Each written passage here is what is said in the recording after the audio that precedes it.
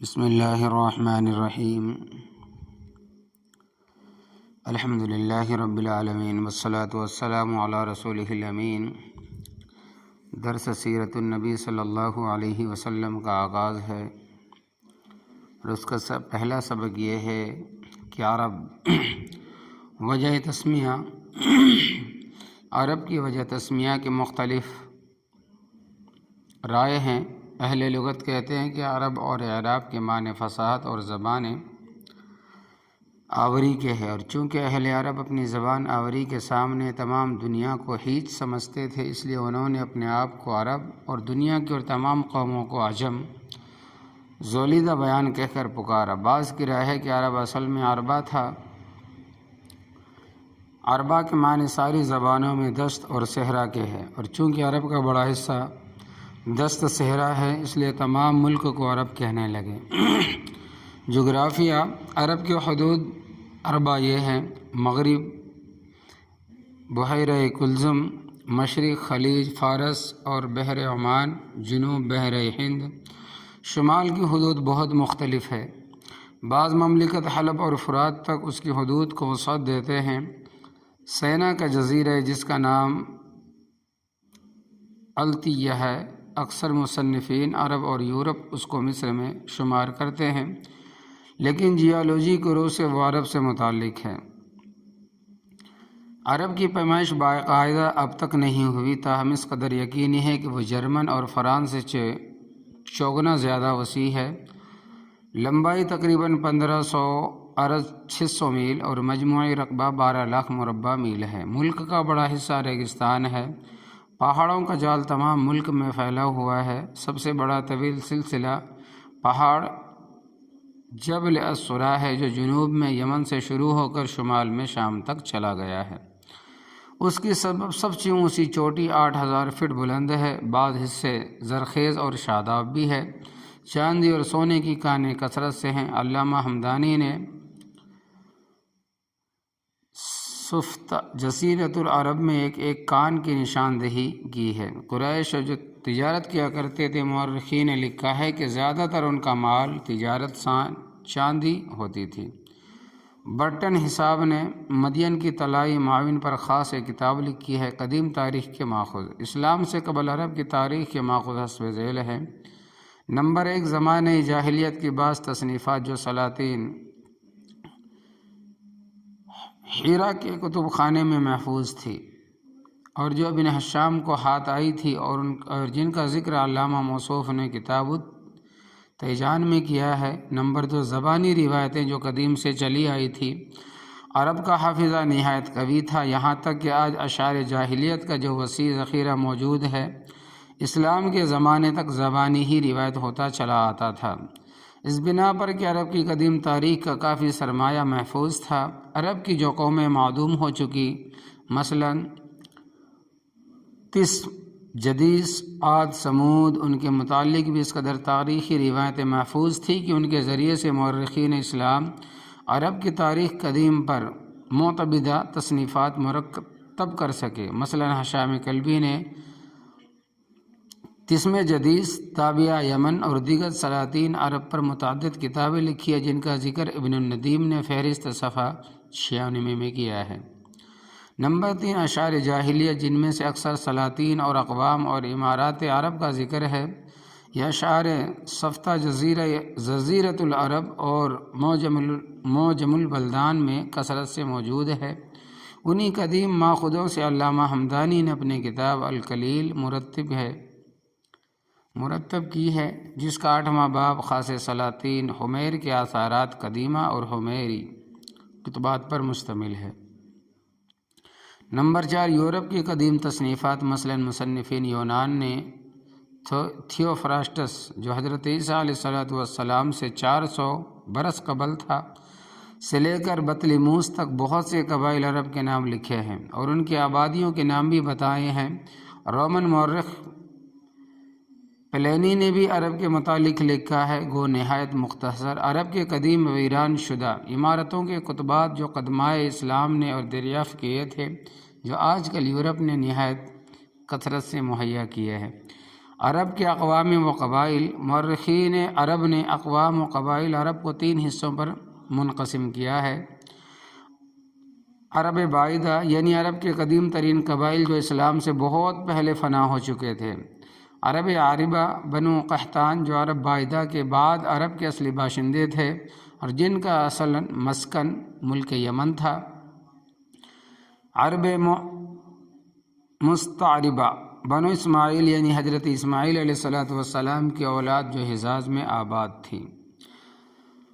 ظہور اسلام کے وقت بنو قحطان اور بنو اسماعیل، جن کو عدنانی قبائل بھی کہتے ہیں، ملک کے اصلی باشندے تھے اور ان کے علاوہ خال یہودی کی آبادی تھی۔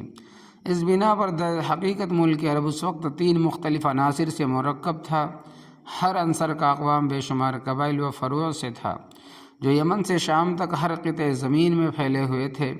ان کی پھر مختلف چھوٹی چھوٹی شاخیں تھیں، چونکہ اس کتاب میں اکثر ان کے نام آئیں گے، اس بنا پر ان کا ایک مختصر نام درج ہے۔ بنو قحطان اس خاندان کی 3 بڑی شاخیں ہیں۔ نمبر 1 قضا، نمبر 2 کہلان، نمبر 3 ازد۔ حمیر بھی اس کی شاخ ہے جو یمن کے فرما رواں تھے، لیکن واقعات کو ان سے کوئی تعلق نہیں۔ نمبر 1 قبائل قضا، عام علماء انصاب قضاء کو بنو قحطان میں داخل کرتے ہیں اور ہم بھی یہاں ان کی پیروی کرتے ہیں، ورنہ ازروئے تحقیق وہ بنو اسماعیل ہے۔ بہرحال ان کی حسب ذیل شاخیں ہیں: بنو کلب، بنو تنوخ، بنو جرم، بنو جہینہ، بنو نہد، بنو عذرہ، بنو اسلم، بلی صلیح، سجام، تغلب، نمر اسد، تیم اللات، کلب، نمبر 2 کہلان، بجیلہ، خشام حمدان، کندہ مزحج، تیلنجم، جزام عاملہ، نمبر 3 ازد۔ انصار اسی کی شاخ تھے۔ اوس، خزرج، خزاع، غسان، دوس۔ مشہور عدنانی قبائل جن کا آخری مقص مضر ہے حسب ذیل ہے: قبائل مضر اولاً بنی خندف اور بنو قیس 2 خاندانوں پر منقسم ہے: خندف، حزیل، کنانہ، اسد غبہ، مزرینہ، رباب، تمیم ہون۔ ان میں سے ہر ایک کے متعدد فروع ہے۔ اصول فروع: کنانہ قریش دول، ہون قارہ، رباب عدی تیم اسکل سور، تمیم مقاس کری بہدلہ یربو ریاح صعلبہ کلیب، قیس عدنان غطفان آصر سلیم حوازن۔ ان میں سے بعض کے فروع یہ ہے: غطفان عبس زیبان فزرارہ مرا، آصر غنی باہلہ حوازن سائے نصر جسم ثقیف سلول۔ بنو عامر، عامر کی شاخیں بنو بلال، بنو نمیر، بنو کعب ہیں۔ یہود: بنو قینقاع، بنو نذیر، بنو قریظہ۔ بنو قحطان و آل اسماعیل نے اسلام سے پہلے متعدد حکومتیں کی تھیں جن کے جستہ جستہ واقعات کہیں ملتے ہیں۔ عرب کی قدیم حکومتیں۔ کتبوں اور دیگر مورخین کی تصریحوں سے جو کچھ ثابت ہوتا ہے یہ ہے کہ اسلام سے پہلے عرب میں 5 متمدن سلطنتیں گزری ہے۔ نمبر 1 معینی۔ معین یمن میں ایک مقام کا نام ہے جو کسی زمانے میں سلطنت کا پائے تخت تھا۔ نمبر 2 سبائی یعنی قوم سبا۔ نمبر 3 حضرموتی، حضرت موت یمن کا مشہور مقام ہے۔ قطبائی، قطبان عدن میں ایک مقام ہے جو آج کل گمنام ہے۔ نمبر 5 نابتی، حضرت اسماعیل علیہ السلام کے ایک بیٹے کا نام نابت تھا، یہ سلسلہ انہی کی طرف منسوب ہے۔ معینی سلطنت جنوبی عربستان میں تھی، اس کے صدر مقامات قرن اور معین تھے۔ کتبوں سے تقریباً 25 حکمرانوں کا پتہ چلتا ہے۔ محققین یورپ میں اختلاف ہے، معینی اور سبائی حکومتیں ہمزمات ہے یا متقدم و متأخر۔ گلازر کا خیال ہے کہ معینی حکومت بہت متقدم ہے اور حضرت عیسیٰ علیہ السلام سے 1500 برس قبل موجود تھی، لیکن مولر کا بیان ہے کہ کوئی معینی کتبہ 800 برس قبل مسیح سے پہلے کا نہیں ملتا۔ اس بنا پر سبائی اور معینی دونوں ہم اثر ہے۔ سبائی دور جیسا کہ کتبوں سے ثابت ہوتا ہے کہ حضرت عیسیٰ علیہ السلام سے 700 برس قبل ہے، اس سلطنت کا پائے تخت معارب تھا۔ اس زمانے کے سنگی کتبے بکثرت موجود ہے۔ حضرت عیسیٰ علیہ السلام سے 115 برس قبل تک اس حکومت کا پتہ چلتا ہے۔ اس دور کے بعد حمیر کا زمانہ ہے۔ حمیر نے معارب پر قبضہ کر کے اس کو پائے تخت بنا لیا۔ قریباً 115 قبل مسیح میں حمیر نے صبائی حکومت پر قبضہ کر لیا۔ کتبوں سے ثابت ہوتا ہے کہ حمیر میں 26 فرمانروا گزرے۔ حمیر کے بعض کتبوں میں سن و سال بھی کندہ ہے۔ ان کے عہد حکومت میں رومی سلطنت نے عرب میں مداخلت کرنے کی کوشش کی تھی، لیکن یہ کوشش پہلی بھی تھی اور آخری بھی۔ ایلیس گالس، جس نے حضرت عیسیٰ علیہ السلام سے 18 برس قبل عرب پر چڑھائی کی تھی، بالکل ناکامیاب رہا۔ اس کے رہبر و دغا بازی سے اس کو صحرا میں لے گئے اور ریگستان میں پہنچ کر اس کا سارا لشکر تباہ ہو گیا۔ حمیر نے یہودی مذہب قبول کر لیا تھا۔ اسی زمانے کے قریب حبشیوں نے عرب کے جنوب میں حکومت قائم کرنی شروع کی اور ایک زمانے میں حمیریوں کا شکست دے کر اپنی مستقل حکومت قائم کر لی۔ اس عہد کا ایک کتبہ جو آج کل ہاتھ آیا ہے، اس پر یہ الفاظ ہے: رحمان، مسیح، روح القدس کی قدرت و فضل و رحمت سے اس یادگاری پتھر پر ابرہا نے کتبہ لکھا، جو کہ بادشاہ حبش ارحمیز ذبی ان کا نائب الحکومت ہے۔ سبا اور حمیر کی عظمت اور اقتدار اور اس وقت فتوحات کی روایتیں عرب میں اس قدر متواتر ہے کہ ان کے قدر مشترک سے انکار نہیں کیا جا سکتا۔ اشعار میں بھی کثرت سے واقعات مذکور ہے۔ عربوں کے خیال کے موافق سلاطین حمیر نے ایران کے انتہائی مقامات فتح کر لیے تھے۔ ذوالقرنین، جس کو عوام سکندر کہتے ہیں، اہل عرب کے نزدیک اسے حمیری خاندانوں کا فرما روا تھا۔ شاہ نامہ میں مذکور ہے کہ کیکاؤس کو شاہ حاما ران نے گرفتار کر لیا تھا۔ علامہ صولبی نے تاریخ ایران میں جواب یورپ میں چھپ کر شائع ہو گئی، جو اب یورپ میں چھپ کر شائع ہو گئی، لکھا ہے کہ یہ حماور ان حمیر کا بادشاہ تھا، اور حماور ان دراصل حماوران دراصل وہی عربی حمیر۔ علامہ موصنفی نے یہ بھی لکھا ہے کہ سودایا جو کیکاؤس کی جوزا تھی اور فردوسی کے بیان کے موافق سیاوش پر عاشق ہو گئی تھی، اسی حمیری بادشاہ کی بیٹی تھی اور اس کا اصلی نام سعدی تھا۔ ایرانیوں نے اپنے تلفظ میں اس کو سودایا کر لیا تھا۔ یورپ کی تحقیقات حال سے بھی سبا اور حمیر کے اعلیٰ درجے کے تمدن کا ثبوت ملتا ہے۔ پروفیسر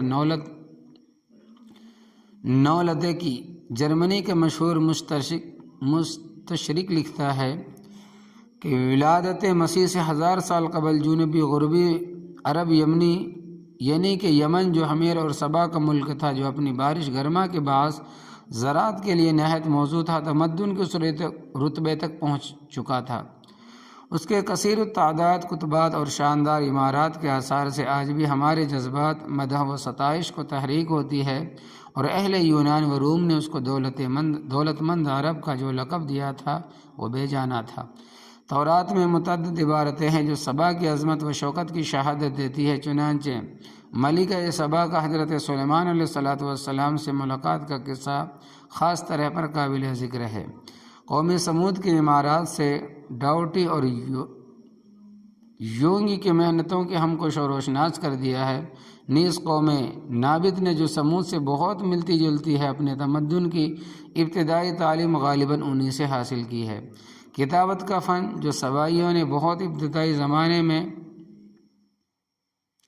شمال سے لیا تھا، اب اس کو خود انہوں نے عرب کے اکثر حصوں میں ہر طرح کے کاروبار میں جاری کر دیا ہے، یہاں تک کہ ایک طرف دمشق، دوسری جانب ابی سینا تک اس کو پھیلا دیا ہے۔ نابتی حکومت جو شام کے حدود سے متصل تھی اور جو قوم سمود کی مرادف یا ان کی قائم مقام تھی، اس کی نسبت فارسٹر صاحب اپنے جغرافیہ میں لکھتے ہیں کہ ان مختصر بیانات سے معلوم ہوا ہوگا کہ زمانہ قدیم میں نابت کا نام اور اثر نہ صرف ریگستانی اور صحرائی عرب پر مستولی تھا، بلکہ حجاز و نجد کے صوبہائے عظیمہ پر بھی حاوی تھا۔ نابتی جہاں ایک طرف منافع تجارت سے بہرہ اندوز ہونے میں کمال رکھتے تھے، وہیں دوسری طرف سچے بنو اسماعیل کے خطرات جنگ کے لیے بالکل مستعد رہتے تھے۔ فلسطین و شام میں ان کی غار تگریوں اور خلیج عرب میں مصری جہازات پر ان کی رہزنی سے بارہا تاجداران دنیا کو ان کی دشمنی پر آمادہ کر دیا، لیکن روما کی مجموعی قوت سے پیشتر کوئی شے نہیں روک سکی، اور نہ روما کی اطاعت بھی انہوں نے اسٹرابوے کے زمانے میں بالکل مجبورانہ مستبد انداز سے قبول کی۔ یہ قدیم سلطنتوں کا حال تھا۔ اسلام کے قبل یہ تمام سلطنتیں برباد ہو چکی تھی، ان کے بجائے یمن میں صرف بڑے بڑے سردار رہ گئے تھے جن کو قیل یا مقول کہتے تھے۔ عراق میں آل منظر کا خاندان قائم تھا جو فارس کے زیر اثر تھے۔ خورنق اور صدیر عرب کی مشہور عمارتیں اسی سلسلے کی یادگار ہے۔ شام کے حدود میں غسانی خاندان فرمانروا تھا جو قیصر ان روم کا ماتحت تھا اور جس کا اخیر فرما روا جبلہ بین الاہم غسانی تھا۔ تہذیب و تمدن کے لحاظ سے عرب کے مختلف حصے بالکل مختلف حالت رکھتے تھے۔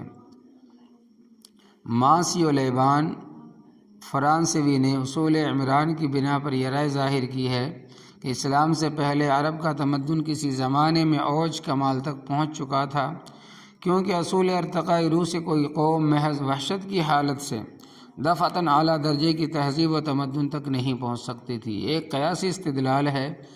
تاریخ سے بھی اس قدر ضرور ثابت ہوتا ہے کہ عرب کے بعض حصے مثلاً یمن کسی زمانے میں انتہائی درجے کی ترقی تک پہنچ گئے تھے۔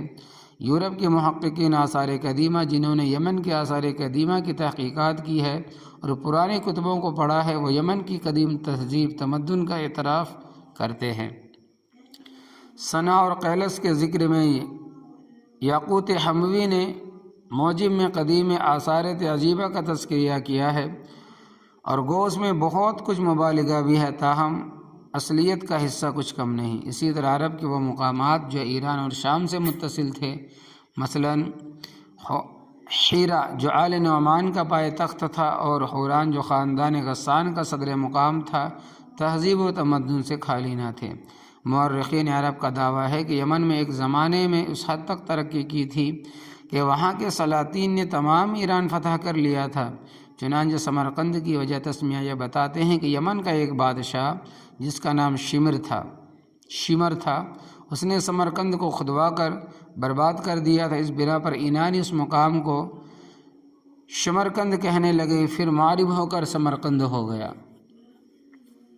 عظیم الشان قلعوں اور عمارتوں کے آثار جو اب بھی کچھ باقی ہے، اس بات کی کلیدی شہادت دیتی ہیں کہ اس ملک میں کبھی اعلیٰ درجے کا تمدن موجود تھا۔ علامہ حمدانی نے اقلیل میں تمام آثار قدیمہ کا ذکر کیا۔ چنانچہ جزیرۃ العرب میں لکھتے ہیں کہ یمن کے مشہور قدیم قیصر اور ایوان جس کا ذکر اہل عرب کے اشعار اور امثال میں کیا کثرت سے ہے، اور ان کے متعلق اشعار کا ایک دفتر ہے۔ اقلیل کے 8ویں باب میں ان سب کو جمع کر دیا ہے۔ اس کے بعد مصنف نے لکھا ہے کہ اس موقع پر صرف ان کے نام گنا دیتا ہوں، اور وہ یہ ہے کہ غمدان، بلعم، نائد، سرواح، صلحین، ظفار، حکرن، زہر، شبامن، غیمان، ینبونا، ریام، براقش، معین، روسان، ارباب، ہندن، حنیدہ، عمران، بخیر۔ ان میں سے غمدان اور نائد کا حال معجم البلدان میں تفصیل سے مذکور ہے، اور اس کی عظمت و رفعت کے متعلق ایسی باتیں نقل کی جن پر ایشیائی مبالغہ کا دھوکہ ہوتا ہے۔ صالحین کی نسبت لکھا ہے کہ 70 برس میں تعمیر ہوا۔ شام کے حال میں لکھا ہے کہ ان میں ان کے متعدد ہیبت انگیز قلعے ہیں۔ قلعہ نائد وہب منبع کے زمانے تک موجود تھا۔ اس کے ایک کتبہ کو محدث موصوف نے پڑھا تو معلوم ہوا کہ 16 برس کی تعمیر ہے۔ آج کل یورپ کے محققین نے ان مقامات میں جا کر جو تحقیقات کی اس سے بھی حیرت انگیز تمدن کی تصدیق ہوتی ہے۔ تھیاچر صاحب اپنے آرٹیکل میں لکھتے ہیں کہ جنوبی عربستان میں جہاں حضرت عیسیٰ علیہ السلام صدیوں پہلے ایک ترقی یافتہ تمدن موجود تھا، قلعہ اور شہر پناہوں کے آثار اب تک موجود ہے، اور ان کا ذکر متعدد سیاحوں نے کیا ہے۔ یمن اور حضرت موت میں یہ آثار کثرت سے ہے اور اکثروں پر اب تک کتب موجود ہے۔ صنعاء کے قریب ایک قلعہ تھا جس کو قزوینی نے آثار البلاد میں دنیا کے عجائب ہفتگان میں ایک قرار دیا ہے۔ دیگر قلعوں کے لیے دیکھو جنرل جمنل اور نٹیل سوسائٹی۔ معارف جو قدیم سبائی دارالسلطنت تھا، اس کے آثار قدیمہ کو ارنو ہالوے اور غلازر نے دیکھا ہے۔ معارف کے مشہور آثار میں سے ایک بڑی خندق کے آثار باقی ہیں۔ ان کو دیکھ کر عدن کے دوبارہ تعمیر شدہ حوض یاد آتے ہیں۔ ان کی اہمیت اس وقت ظاہر ہوئی جب غلازر نے وہ 2 طویل الذیل کتب شائع کیے جن میں ان کے عیسوی قرن پنجم و ششم دوبارہ تعمیر کا ذکر ہے۔ یمن میں مقام حران ایک خندق ہے جس کی لمبائی تقریباً 450 فٹ ہے، لیکن عرب کے اصلی اور اندرونی مقامات میں تہذیب و تمدن کی حالت نہ تھی۔ عربی زبان نہایت وسیع ہے، باوجود اس کے کہ جن چیزوں کو تمدن اور اسباب معاشرت سے تعلق ہے ان کے لیے خاص عربی زبان میں الفاظ نہیں ملتے، بلکہ ایران یا روم سے مستعصر آئی ہے۔ سکہ کے لیے ایک لفظ بھی موجود نہیں۔ درہم اور دینار دونوں غیر زبان کے الفاظ ہے۔ درہم یونانی لفظ درہم ہے اور یہ وہی لفظ ہے جو انگریزی میں درام ہو گیا ہے۔ چراغ معمولی چیز ہے، تاہم اس کے لیے عربی میں کوئی لفظ نہ تھا۔ چراغ کو لے کر سراج کر لیا، پھر ایک مصنوعی الفاظ بنایا، مصباح یعنی ایک آلہ جس سے صبح بنا لی جاتی ہے۔ کوزہ کے لیے کوئی لفظ نہیں، کوزہ کو کوز کر لیا ہے۔ لوٹے کو ابریق کہتے ہیں جو ابریز کا معرب ہے۔ تست فارسی کے لفظ تھا، اس کو عربی میں تست کر لیا ہے۔ پیالہ کو کاس کہتے ہیں، وہی کاسا فارسی لفظ ہے۔ کرتا کو عربی میں کرتک کہتے ہیں، یہ بھی فارسی ہے۔ پاجامہ کو سروال کہتے ہیں جو شلوار کی بگڑی ہوئی صورت ہے۔ جب ایسی چھوٹی چھوٹی چیزوں کے لفظ نہ تھے تو تمدن کے بڑے بڑے سامان کے لیے کہاں سے لفظ آتے؟ تو اس سے ثابت ہوتا ہے کہ عرب نے کسی زمانے میں جو ترقی کی تھی آس پاس کے ممالک کے تہذیب و تمدن سے متاثر ہو کر کی تھی، اس لیے جو مقامات ان ممالک سے دور تھے اسی اصلی حالت پر رہ گئے۔ احادیث صحیحہ سے ثابت ہوتا ہے کہ حضرت صلی اللہ علیہ وسلم کے زمانے تک عیش و نعمت کے سامان بہت کم تھے۔ مسئلہ حجاب کی شان نزول میں بخاری وغیرہ میں مذکور ہے کہ اس زمانے تک گھروں میں جائے ضرور نہ تھی۔ مستورات رفع حاجت کے لیے باہر جایا کرتی تھی۔ ترمذی باب الفقر میں ہے کہ اس وقت تک چھلنیاں نہ تھی، بھوسے کو پھونک کر اڑاتے تھے، جو رہ جاتا تھا وہی آٹا ہوتا تھا۔ بخاری کے حدیث سے ثابت ہوتا ہے کہ راتوں کو گھروں میں چراغ نہیں جلتے تھے۔ ابو داؤد میں ایک صحابی کی روایت ہے کہ میں حضرت صلی اللہ علیہ وسلم کی صحبت میں تھا کہ لیکن میں نے آپ سے حشرات الارض کا حرام ہونا نہیں سنا، اگرچہ اس حدیث کی شرح میں محدثین لکھتے ہیں کہ ایک راوی کے نہ سننے سے لازم نہیں آتا۔ واقعی میں حضرت صلی اللہ علیہ وسلم نے حشرات الارض کی حرمت نہیں بیان کی، لیکن اس سے اس قدر ضرور ثابت ہوتا ہے کہ اسلام سے پہلے عرب حشرات الارض کھاتے تھے۔ تاریخ اور ادب کی کتابوں میں تصریح موجود ہے کہ عرب کنخجورہ، گوہ، گرگٹ، سہی اور جانوروں کا چمڑا کھاتے تھے۔ عرب کے مذاہب۔ عرب میں اسلام سے پہلے مختلف مذاہب تھے۔ بعضوں کا خیال تھا کہ جو کچھ ہے زمانہ یہ فطرت، قانون، قدرت ہے، خدا کوئی چیز نہیں۔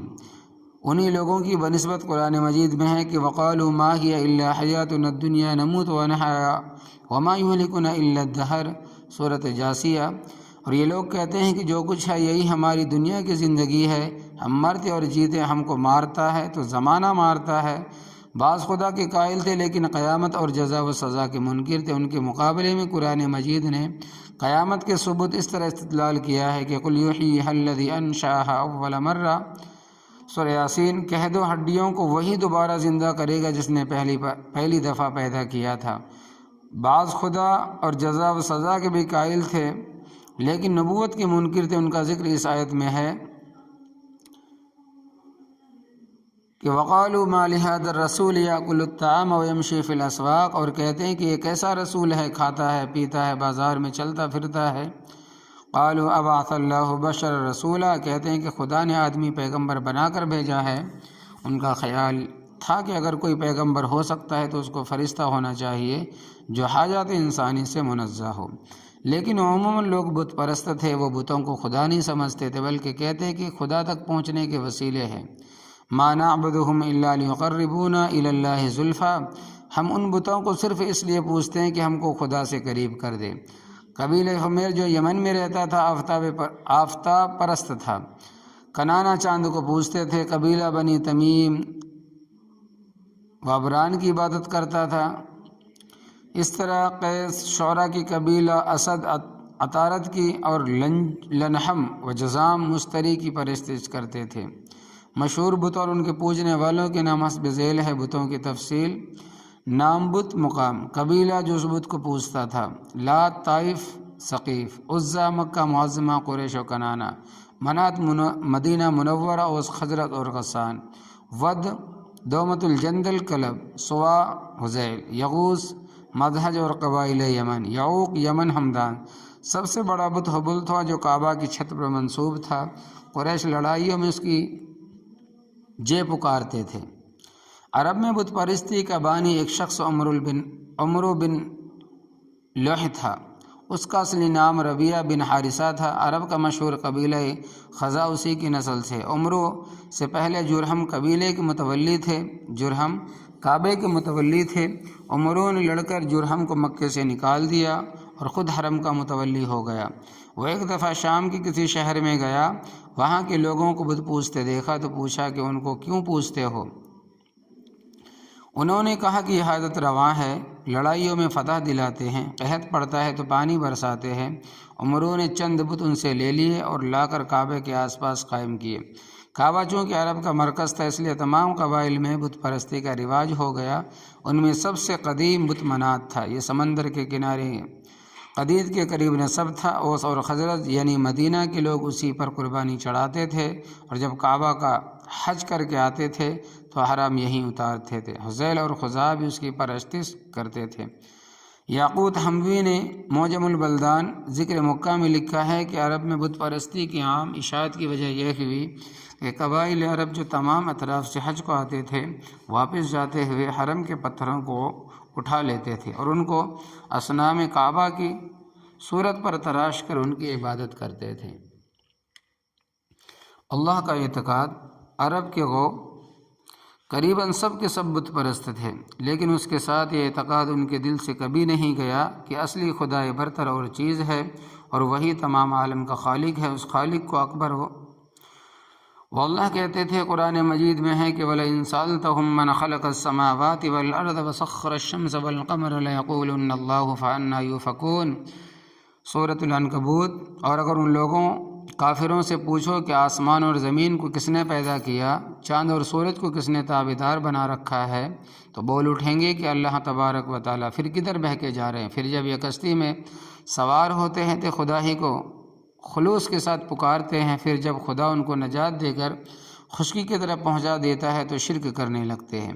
قرآن مجید نے 1300 برس پہلے جس حقیقت کا اظہار کیا، آج تحقیقات آثار قدیمہ بھی اس کی تصدیق کرتی ہے۔ مذاہب و اخلاق کی انسائکلوپیڈیا میں مشہور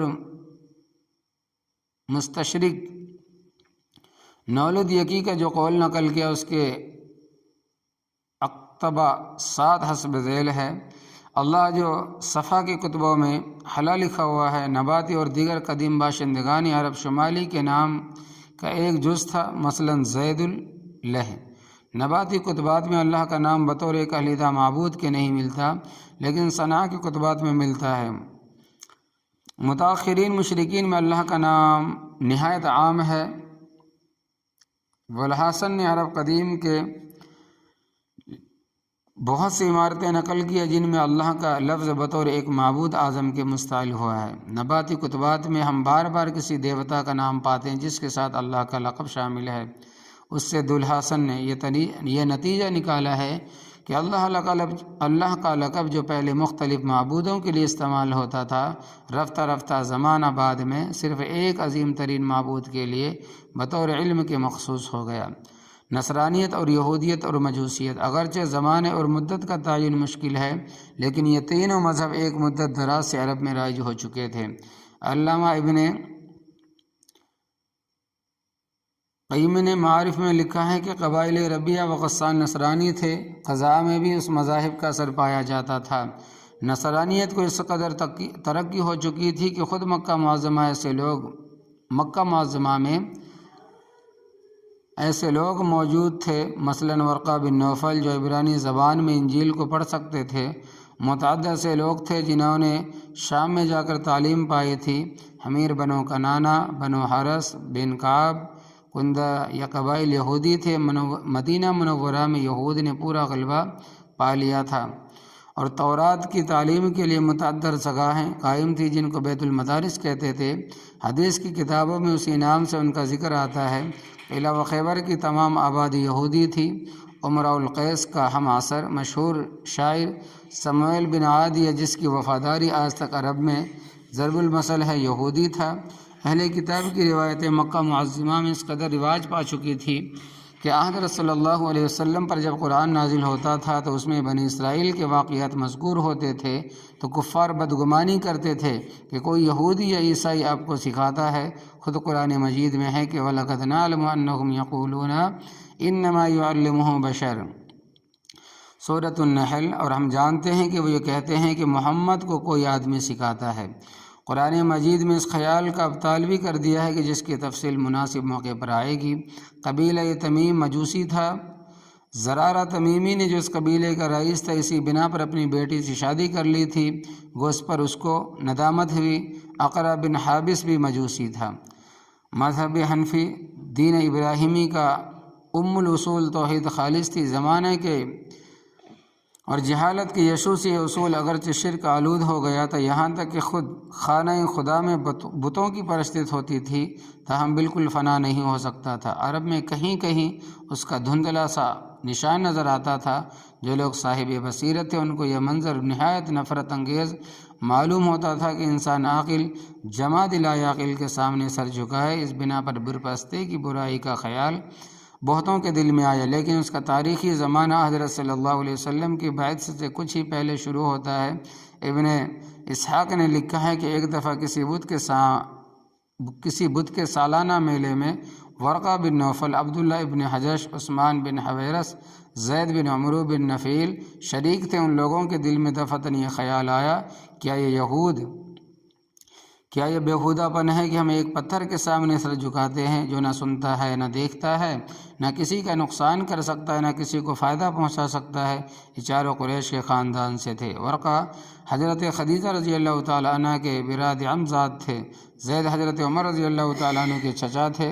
عبداللہ ابن حجش حضرت حمزہ رضی اللہ تعالیٰ عنہ کے بھانجے تھے۔ عثمان عبد العزیٰ کے پوتے تھے۔ زید دین ابراہیمی کی تلاش میں شام گئے، وہاں یہودی عیسائی پادریوں سے ملے، لیکن کسی سے تسلی نہیں ہوئی، اس لیے اس اجمالی اعتقاد پر اکتفا کیا کہ میں ابراہیم کا مذہب قبول کرتا ہوں۔ صحیح بخاری میں فرماتے ہیں کہ پہلے حضرت اسماء دختر ابوبکر صدیق رضی اللہ تعالیٰ عنہ سے روایت ہے کہ میں نے زید کو اس حالت میں دیکھا کہ کعبے سے پیٹھ لگائے لوگوں سے کہتے تھے، اہل قریش تم میں سے کوئی شخص بجز میرے ابراہیم کے دین پر نہیں ہے، یعنی کہ میں خود اکیلا دین ابراہیم پر ہوں۔ عرب میں لڑکیوں کو زندہ دفن کر دیتے تھے۔ زید ہی پہلے شخص ہے جس نے اس رسم کی ممانعت کی۔ جب کوئی شخص ایسا ارادہ کرتا تو وہ جا کر اس لڑکی کو مانگ لیتے اور خود اس کی پرورش کرتے تھے۔ صحیح بخاری میں مذکور ہے کہ حضرت صلی اللہ علیہ وسلم نے نبوت سے پہلے زید کو دیکھا تھا اور ان سے محبت اور صحبت رہی تھی۔ ورقہ عبداللہ ابن حجش اور عثمان بت پرستی چھوڑ کر عیسائی ہو گئے تھے۔ اسی زمانے کے قریب امیہ ابن سلط نے، جو طائف کا رئیس اور مشہور شاعر تھا، بت پرستی کی مخالفت کی۔ حافظ ابن حجر نے اصابہ میں زمیر بن بکار کی سند سے لکھا ہے کہ امیہ نے زمانے جاہلیت میں آسمانی کتابیں پڑھی تھی اور بت پرستی کو چھوڑ کر دین ابراہیمی اختیار کر لیا تھا۔ امیہ کا دیوان آج بھی موجود ہے، اگرچہ اس کا بڑا حصہ جعلی ہے، تاہم اصلی کلام بھی اس میں پایا جاتا ہے۔ غزوہ بدر تک زندہ رہا۔ عتبہ جو رئیس مکہ اور امیر معاویہ کا نانا تھا، امیہ کا ماموں زاد بھائی تھا۔ امیہ نے اس کے قتل ہونے کی خبر سنی تو اس کو سخت صدمہ ہوا اور نہایت پردرد مرثیہ لکھا۔ غالباً اسی کا اثر تھا کہ اسلام قبول نہ کر سکا۔ شمائل میں لکھا ہے کہ ایک دفعہ ایک صحابی حضرت صلی اللہ علیہ وسلم کے ہم ردیف تھے، انہوں نے امیہ کا ایک شعر پڑھا۔ حضرت صلی اللہ علیہ وسلم نے فرمایا، اور انہوں نے 100 شعر پڑھے۔ ہر شعر کے ختم ہونے پر آپ فرماتے جاتے تھے اور آخر میں آپ نے فرمایا کہ امیہ مسلمان ہوتے ہوتے رہ گیا۔ ابن حشام نے بت پرستی کی مخالفت کرنے والوں میں انہی چاروں کا نام لکھا، لیکن اور تاریخی شہادتوں سے ثابت ہوتا ہے کہ عرب میں متعدد اہل نظر پیدا ہو گئے تھے جنہوں نے بت پرستی سے توبہ کی تھی۔ ان میں سے سب سے زیادہ مشہور شخص عرب کا نامور خطیب قیس بن سعد الایادی ہے۔ اس کا تذکرہ آگے آتا ہے۔ ایک شخص قیس بن شبا تھا جس کی نسبت حافظ ابن حجر نے اصابہ میں لکھا ہے کہ جاہلیت کے زمانے میں خدا پرست ہو چکا تھا۔ حضرت صلی اللہ علیہ وسلم کی بعثت پر مشرف با اسلام ہوا۔ یہ تحقیق نہیں کہ دین ابراہیم کو دین حنیفی کیوں کہتے ہیں۔ قرآن مجید میں یہ لفظ موجود ہے لیکن اس کے معنی میں اختلاف ہے۔ مفسرین لکھتے ہیں چونکہ اس دین میں بت پرستی سے انحراف تھا اس لیے اس کو حنیفی کہتے ہیں، کیونکہ حنف کے معنی انحراف کے ہیں۔ عبرانی اور سریانی زبان میں حنیف کے معنی منافق اور کافر کے ہیں۔ ممکن ہے کہ بت پرستوں نے یہ لقب دیا ہو اور موحدین نے فخریہ قبول کر لیا ہو۔ یہ امر اکثر روایتوں سے ثابت ہے کہ عرب اور خصوصاً مکہ اور مدینہ میں متعدد اشخاص بت پرستی کے منکر ہو گئے تھے اور ملت ابراہیمی کی جستجو میں تھے، اس لیے کہ مجدد ملت ابراہیمی کے ظہور کا وقت قریب آ گیا تھا۔ ان چند راہ طلب اور حقیقت جو اشخاص کے وجود کی بنا پر مصنفین یورپ کہتے ہیں کہ مذہب صحیح اور توحید خالص کا رواج عام عرب میں اسلام سے پہلے بھی موجود تھا، لیکن اگر یہ صحیح ہے تو حیرت انگیز بات ہے کہ اسلام کے ظہور پر اس قدر ہنگامہ کیوں برپا ہوا۔ کہ عرب میں ان مذاہب نے کچھ اصلاح کی جیسا کہ اوپر بیان ہوا۔ عرب میں تمام مشہور مذاہب موجود تھے، یہودیت بھی، نصرانیت بھی، مجوسیت بھی، حنفیت بھی اور عقلی بلندی پروازی کے معراج الحاظ بھی، لیکن ان سب کا نتیجہ کیا تھا؟ عقائد کے لحاظ سے یہ تو خداؤں کی وہ کثرت جس کو نصرانیت نے بہت گھٹایا تاہم 3 کی تعداد سے کم نہ کر سکی۔ اس کے ساتھ یہ اعتقاد کہ حضرت عیسیٰ جو سولی پر چڑھ گئے خود تمام بنی آدم کے گناہوں کا کفارہ بن گئے، یا توحید تھی، لیکن خدا اس قسم کا تھا جو آدمیوں سے کشتی لڑتا تھا۔ بتوں پر آدمیوں کی قربانی چڑھائی جاتی تھی، باپ کی منکوحہ بیٹی کو وراثت میں ملتی تھی، حقیقی بہنوں سے ایک ساتھ شادی جائز تھی، ازدواج کی کوئی حد نہ تھی، قمار بازی، شراب خوری، زنا کاری کا رواج عام تھا۔ بیاہی کی یہ حالت تھی کہ سب سے بڑا نامور شاعر امر القیس جو شہزادہ بھی تھا، قصیدہ میں اپنی پھوپھی زاد بہن کے ساتھ اپنی بدکاری کا قصہ مزے لے کر بیان کرتا ہے، اور یہ قصیدہ کعبہ پر آویزاں کیا جاتا ہے، چسپایا جاتا ہے۔ لڑائیوں میں لوگوں کو زندہ جلا دینا، مستورات کے پیٹ چاک کر ڈالنا، معصوم بچوں کو تحقیق کرنا عموماً جائز تھا۔ عیسائیوں کے بیان کے مطابق عرب قبل اسلام تمام مذاہب میں سب سے زیادہ عیسائیت سے متاثر تھا، تاہم اس کا اثر کا کیا نتیجہ تھا اس کو خود عیسائی مورخین کی زبان سے سننا چاہیے۔ ایک عیسائی مورخ لکھتا ہے کہ عیسائیوں نے عرب کو 500 برس تعلیم و تلقین کی، اس پر بھی خال عیسائی نظر آتے تھے، یعنی بنو حارث نجران میں، بنو حنیف یمامہ میں اور کچھ بنی طے میں عیسائی تھے، باقی خیریت۔ بالآخر عرب کو من حیث المذہب دیکھے تو اس کی سطح پر عیسائیوں کی ضعیف کوششوں کی کچھ حنیف سی موجہ لہر نظر آتی تھی، ضعیف کی کوششوں کی کچھ خفیف سی موجہ لہر نظر آتی تھی، اور یہود کی قوت بھی کبھی بڑی شدت سے طغیانی کرتی نظر آتی تھی، لیکن بت پرستی اور بنو اسماعیل کی بہودہ اعتقاد کا دریا ہر سمت سے جوش مارتا ہوا کعبے سے آ کر ٹکراتا تھا۔ یہ حالت صرف عرب کے ساتھ مخصوص نہ تھی بلکہ تمام دنیا میں یہی تاریکی چھائی ہوئی تھی۔ اس کی تفصیل کتاب کے دوسرے حصے میں آئے گی کہ اس عام ظلمت، اس عالمگیر تیرگی، اس وسیع اور ہماگیر تاریکی میں ایک آفتاب عالم تاب کی حاجت نہ تھی؟